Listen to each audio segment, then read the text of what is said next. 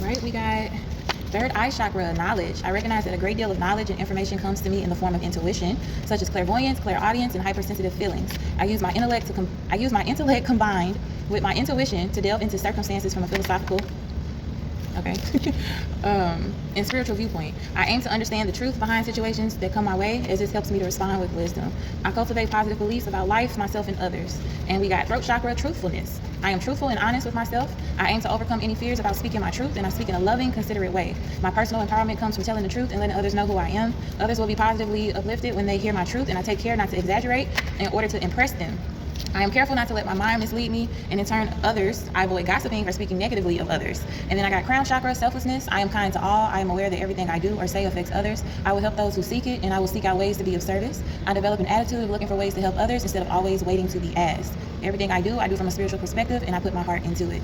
So this message is kind of straightforward, but it's also not. So there's a few things that I'm picking up on. There could be people talking about you right now. They could be gossiping, okay? You already have an inner knowing about this, because you are clairvoyant, you are hypersensitive, you're clairaudient. Clairvoyance is just having this sense of not knowing, but I think it's like a sense of feeling. And then clairaudience is like hearing. So maybe you're telepathic, you can hear people's conversations, you can get confirmations through songs, music, TVs, anything that's audio. You can pick up on it and you can just kind of like put two and two together. Your pattern recognition is completely unmatched. And you have like a heightened intellectual, disability. So maybe you're on the spectrum, but I don't know why that's a disability. You could be neurodivergent or something like that, but you have a heightened intellectual ability that others do not possess. So you're able to see things from a higher viewpoint, a spiritual viewpoint, from a spiritual lens. And try not to react to situations that are out of your control. And then, but also don't be afraid to speak on what you know based off of what you feel, but do it in a way that's not accusing or angry.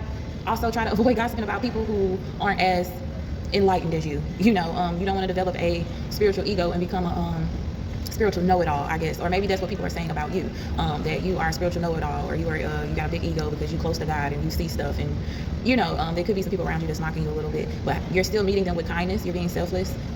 You're helping people that want to be helped, and you're using your voice and your gifts for good. So fuck what they talking about. Everything that you do from a spiritual perspective. You can't help that you move when God tells you to move. You can't help when you just know when it's time to go. Like, it's a real walk with God, and only the real ones would know. So don't be ashamed of your gifts, and don't let nobody talk you out of knowing what you do know. Remember what you've already learned, and don't let any doubt come into your heart about who you are as a person and how you're showing up in the world. So fuck what these haters talking about, pretty much.